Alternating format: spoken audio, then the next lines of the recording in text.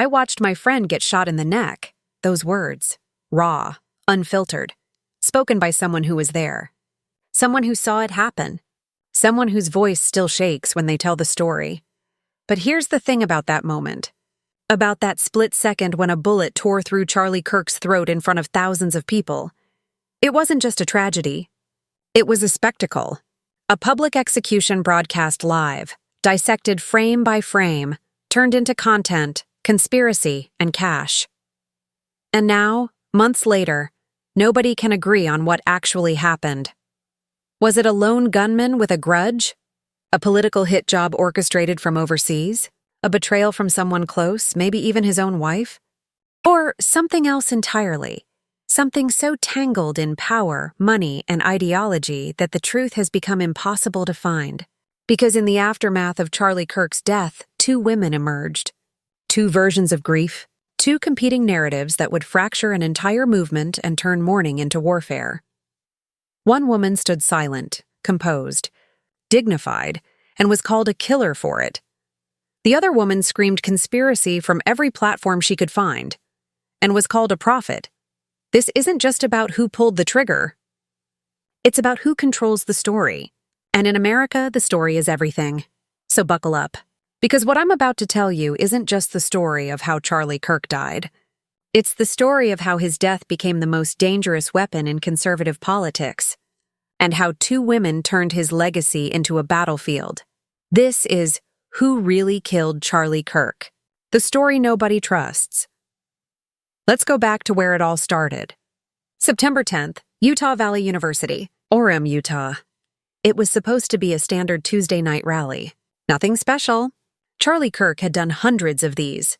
Campus tours, owning the libs, taking questions from fired-up college students who either loved him or wanted to tear him apart on camera. That was his brand. Confrontation as performance art. Ideas as combat sports. The crowd was pumped. About 1,500 people packed into the venue, phones out, ready to capture the next viral moment. Kirk was in his element. Sharp suit, confident smile, that particular blend of charisma and combativeness that made him one of the most recognized faces in conservative media. He was mid-sentence, talking about election integrity, border security, something he'd said 1,000 times before. The kind of red meat that gets the base fired up and drives his critics insane. And then... crack. One shot, clean, precise. Charlie Kirk's hand went to his neck. Blood. Immediate. The kind of red that doesn't look real under stage lights. For a split second, nobody moved. The crowd thought it was part of the show. Maybe a prank. Some stunt for social media. But then he fell, and the screaming started. Chaos doesn't even begin to describe it. 1,500 people trying to run, but where? The exits bottlenecked instantly. Security swarmed the stage, but they were too late. The damage was done. Live streams captured every horrifying second. Phones still recording, people still posting, even as blood pooled under Kirk's head. Someone yelled, "Active shooter." Another person screamed, "Get down." But the shooter? Gone. Vanished. Like a ghost. Paramedics arrived in minutes, but those minutes felt like hours. Kirk was conscious, barely. Choking on his own blood, eyes wide, trying to speak but unable to form words. They rushed him to the hospital, sirens blaring, while the internet exploded. Within an hour, Charlie Kirk was trending worldwide. Within 2 hours, the conspiracies had already started. Because here's what made this different from every other political shooting in modern American history. Everyone saw it happen, but nobody could agree on what they saw. The official story came fast. Too fast, some would say. A lone gunman, Tyler Robinson, 28 years old, former military, disgruntled veteran with extremist ties. They said he fired from a rooftop adjacent to the venue, used a high-powered rifle, and fled the scene before security could respond.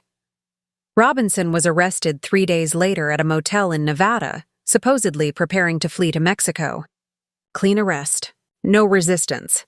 He didn't even have a lawyer present when he gave his confession. And that confession? Textbook, almost rehearsed. He said he acted alone. Said he was radicalized online by leftist rhetoric. Said Charlie Kirk represented everything wrong with America, and he had to be stopped.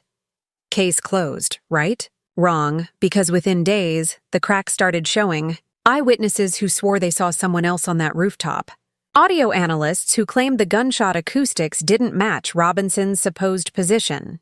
Ballistics experts who questioned whether a single shooter could have made that shot from that angle. And then there was the question nobody in the media wanted to touch.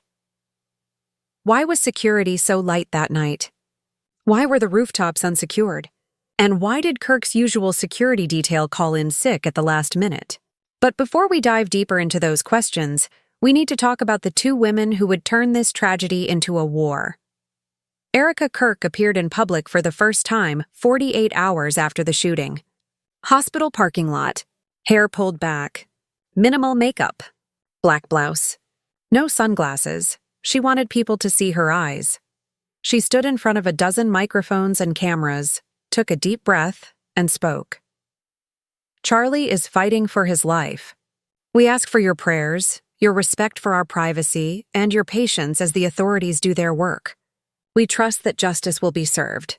17 seconds. That's how long she spoke. Calm, measured, no tears, no rage, just composure. And immediately, the internet turned on her. She's too calm. Where are the tears? She sounds like she's reading a script. What wife doesn't cry when her husband is shot? Erica Kirk became a Rorschach test. To some, she was a woman displaying incredible strength under unimaginable circumstances. A wife protecting her family's dignity in the face of national tragedy. A mother shielding her children from a media circus. To others, she was cold, calculating, performative, suspicious. Because here's the thing about grief in the age of social media. It has to look right. It has to perform correctly. And Erica's grief didn't match the script people expected. She didn't collapse.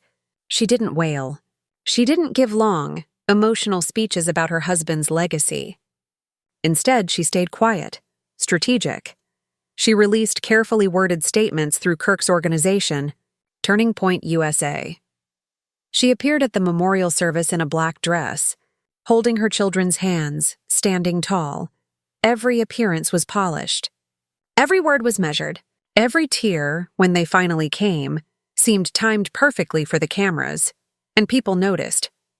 Social media detectives started digging. Old interviews where Erica looked uncomfortable. Moments from Kirk's podcast where she seemed distant. Photos where her smile didn't reach her eyes.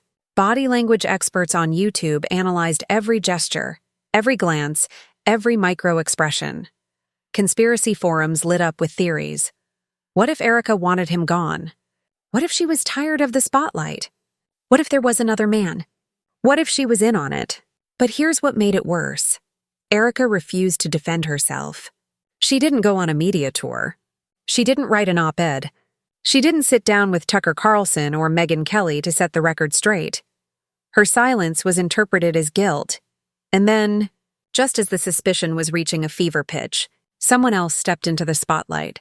Someone who had no problem speaking loudly, forcefully, and without apology.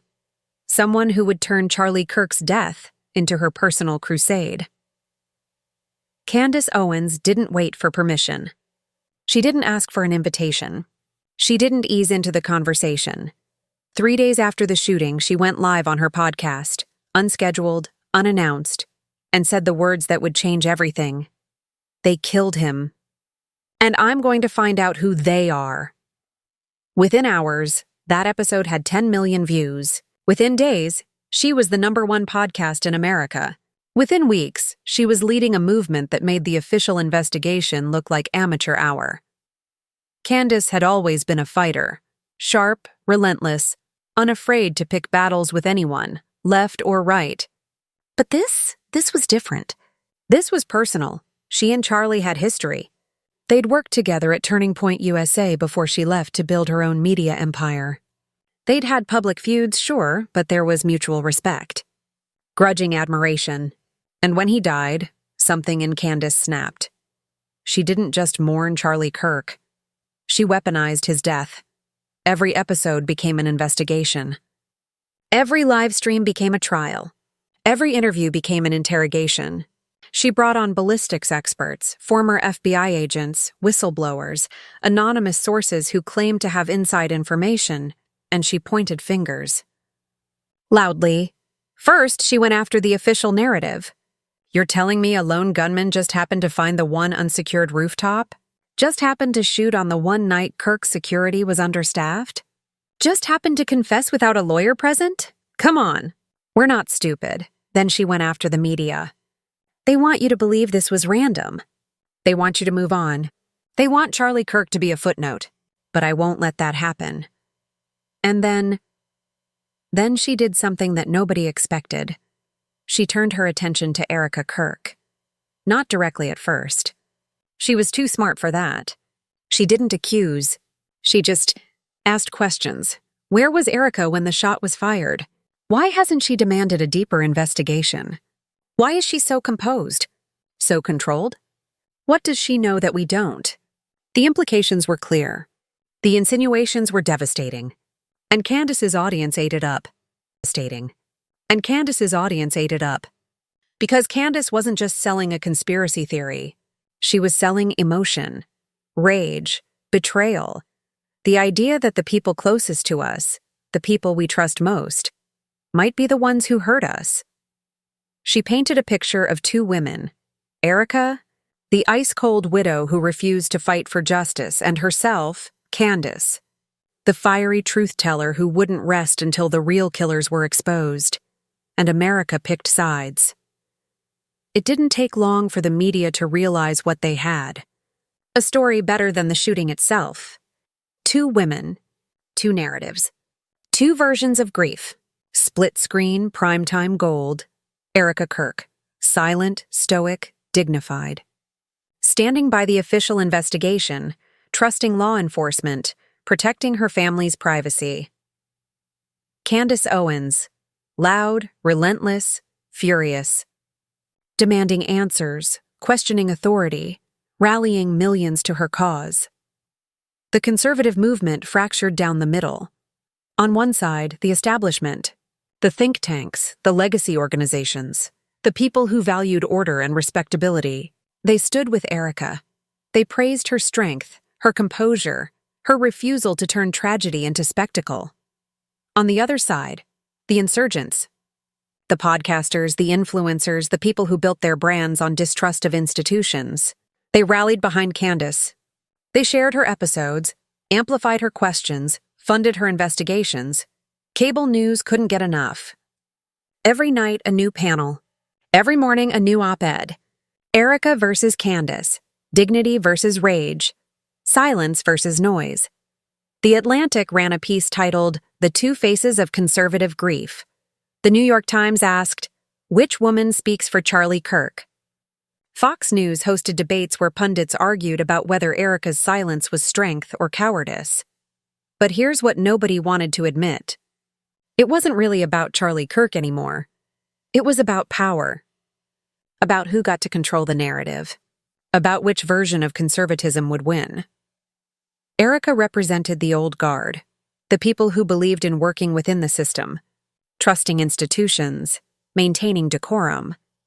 Candace represented the new wave, the people who believed the system was rigged, institutions were corrupt, and decorum was weakness. And Charlie Kirk's body was still warm while they fought over his legacy. The split-screen images said it all. Erica at a private memorial service, surrounded by family, speaking softly, wiping away tears. Candace on a stage in front of thousands, fist raised, voice booming, demanding justice. Two women, two funerals, two futures for conservatism. And the ugliest part? Both of them were right. Erica had every right to grieve privately, to protect her children, to refuse to turn her husband's death into content. Candace had every right to ask questions, to demand transparency, to refuse the sanitized version of events the media was selling. But in the battle between them, the truth got lost. Because while they fought, the real questions went unanswered.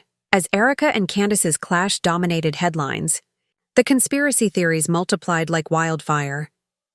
Candace wasn't just asking questions anymore. She was building a case.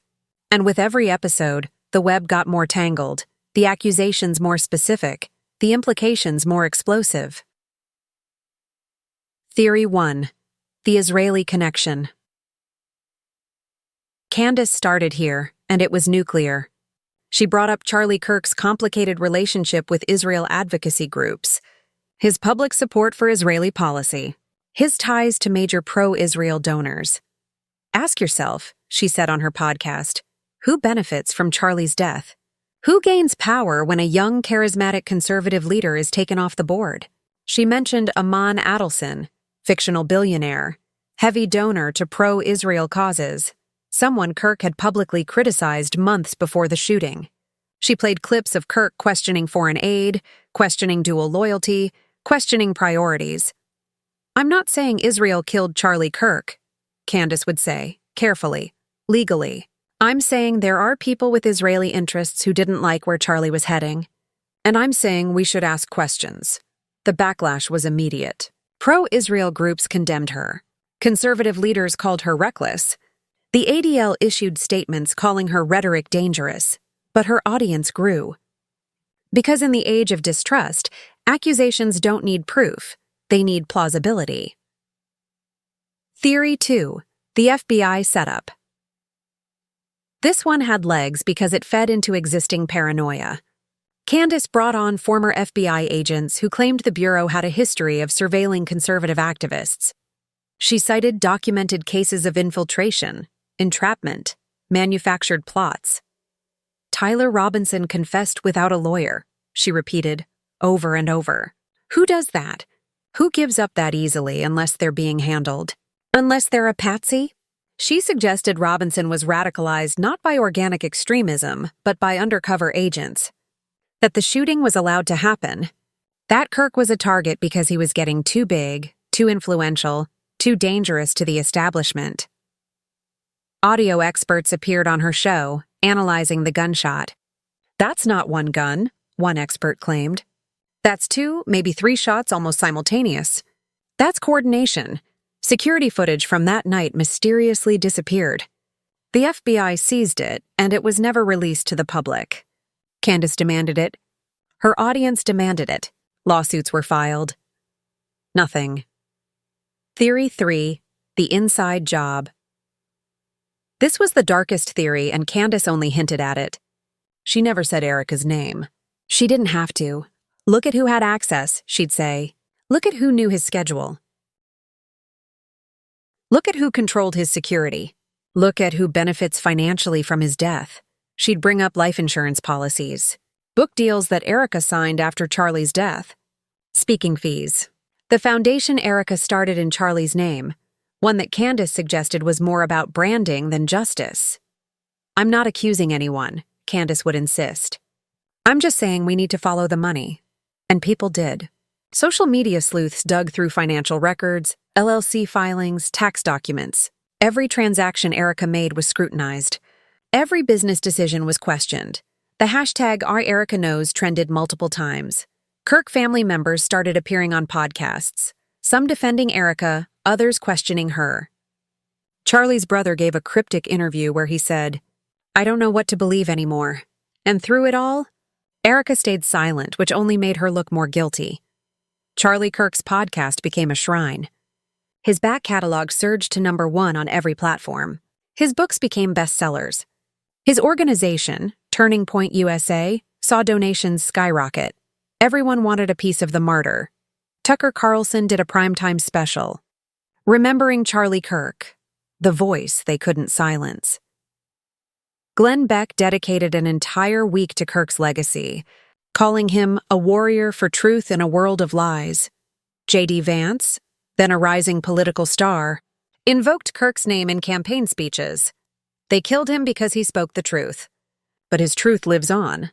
Memorials turned into rallies. Candlelight vigils became recruitment events.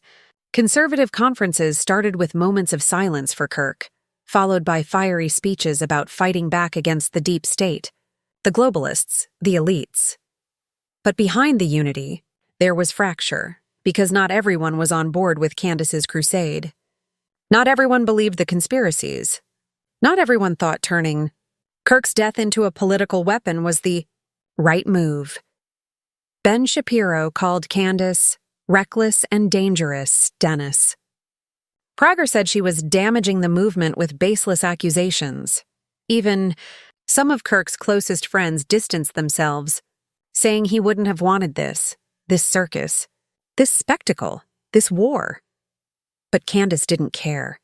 Her audience was bigger than all of them combined. Her influence was undeniable. She'd become the face of a new kind of conservatism, one that didn't trust anyone, questioned everything, and burned down institutions it couldn't control. Erica, meanwhile, retreated further. She stopped making public appearances.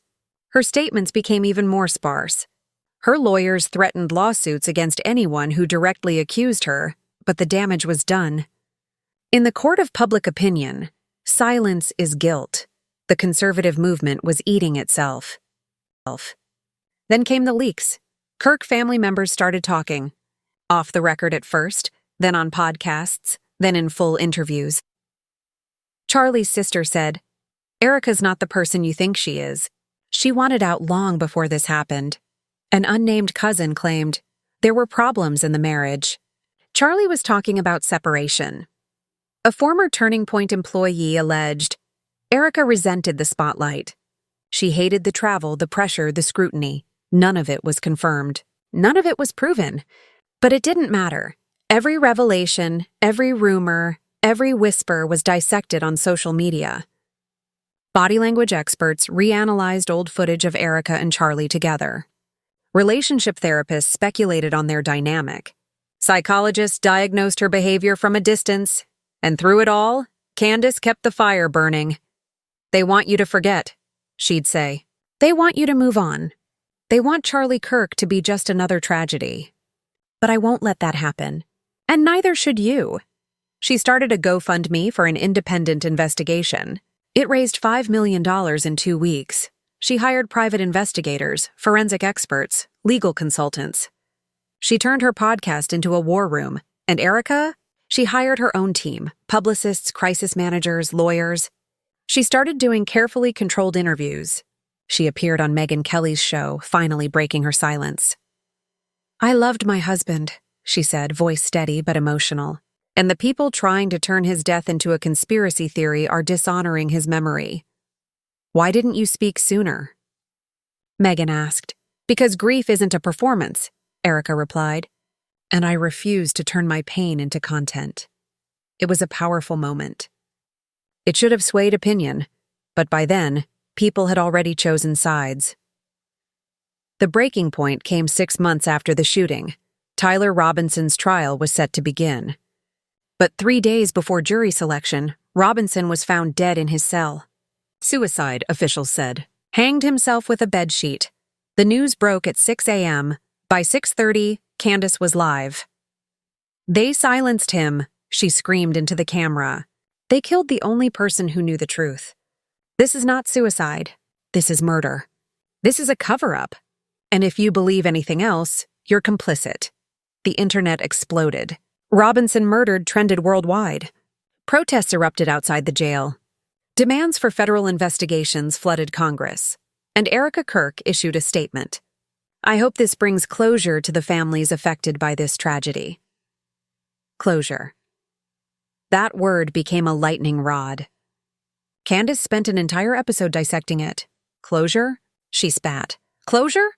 The man who allegedly killed your husband just died under mysterious circumstances, and you want closure?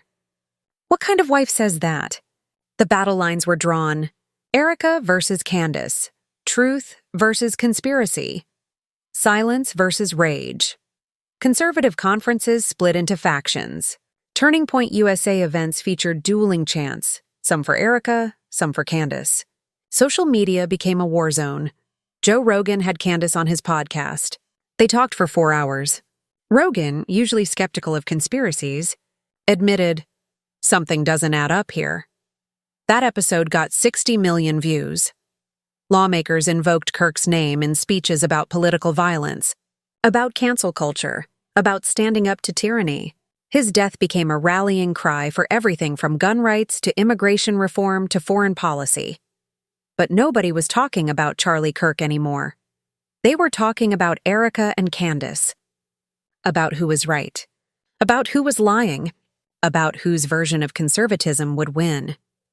Charlie Kirk, the man, had been replaced by Charlie Kirk, the symbol, and symbols don't need truth. They just need belief. So here we are. Months later, no trial, no justice, no truth. Tyler Robinson is dead. The official investigation is closed. The FBI says it was a lone gunman, end of story. But millions of Americans don't believe it. They believe Candace. They believe there was a second shooter. They believe Robinson was a patsy. They believe powerful people wanted Charlie Kirk dead. And some of them, more than you'd think, believe Erica was involved. Is that fair? Probably not. Is that true? We may never know. Because here's the thing about conspiracy theories in the modern age. They don't need to be proven true. They just need to feel true. And in a world where institutions lie, where media spins, where politicians manipulate, where everyone has an agenda, why would anyone trust the official story? Candace Owens didn't kill Charlie Kirk, but she turned his death into a movement. Erica Kirk didn't kill her husband, but her silence made her a suspect. And the truth? The actual truth about who pulled the trigger and why. It's buried under layers of speculation, accusation, and performance. Because in America, we don't do truth anymore. We do narratives, and the narrative of Charlie Kirk's death isn't about justice. It's about power, power to define what happened, power to control the story, power to claim his legacy. Erica and Candace are still fighting. Their war shows no signs of ending. One represents restraint, the other represents rage. One asks us to trust institutions, the other asks us to burn them down. And both of them are using Charlie Kirk's body as a weapon. So who really killed Charlie Kirk? Was it Tyler Robinson, the lone gunman the FBI swears acted alone? Was it a coordinated hit by foreign interests who saw him as a threat? Was it an inside job by people close to him who had something to gain? Or was it something else entirely? Something so complex, so layered, so buried in power and money and ideology that we'll never know the truth? Maybe it doesn't matter, because Charlie Kirk isn't really dead. He's more powerful now than he ever was alive. He's a martyr, a symbol, a brand. And in America, that's worth more than truth. So I'll leave you with this. In a world where grief is content, where tragedy is branding, where death is just another story to be told and retold and monetized, who do you trust? Do you trust Erica Kirk, the widow who chose silence? Do you trust Candace Owens, the avenger who chose war? Do you trust the official story, even when it feels incomplete? Or do you trust no one at all? Drop your theory in the comments. Tell me what you think really happened. Tell me who you believe. And if you want more deep dives into the stories the mainstream media won't tell you, hit that subscribe button. Because the truth isn't going to investigate itself. This has been Who Really Killed Charlie Kirk? The story nobody trusts. And honestly, maybe nobody should trust it.